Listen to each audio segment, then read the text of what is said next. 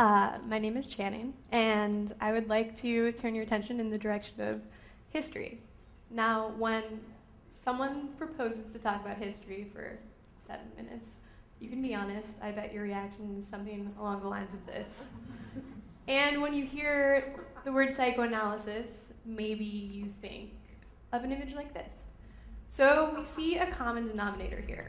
Napping, right? I know. But I would like to change your minds about this. I would like to propose that perhaps both of these subjects can be woken up a little.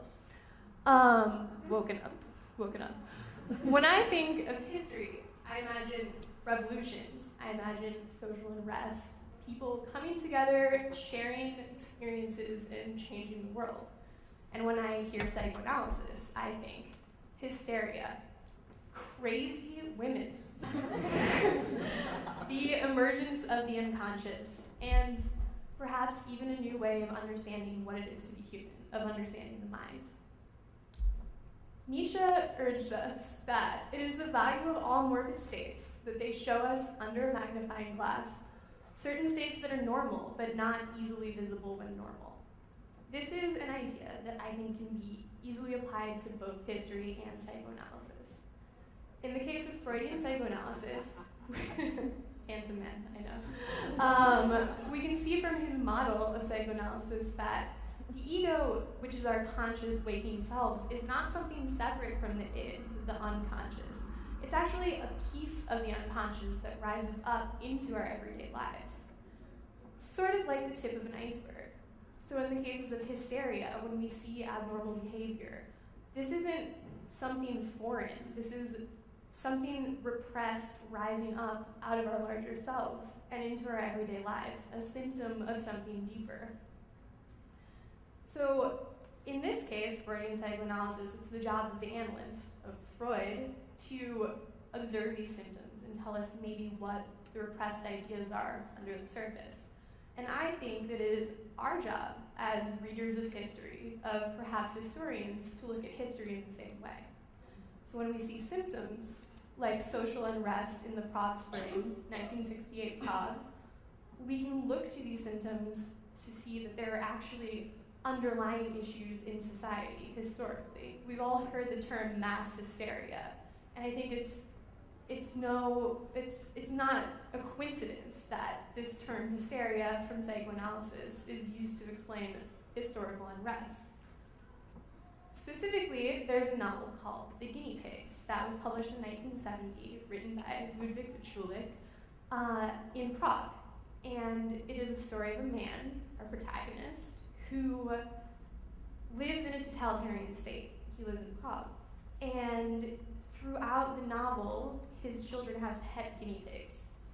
And slowly, through his experiences in the city, he begins to torture these guinea pigs. And it's an awful story.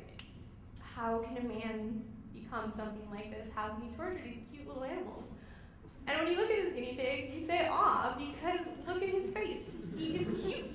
And maybe you were anthropomorphizing a little bit. Maybe when we look at this guinea pig, we think, oh, human emotions. And that's sort of what happens in the novel. The guinea pigs become the humans. They have humanity by the end of the novel. And the human, our protagonist, becomes a monster.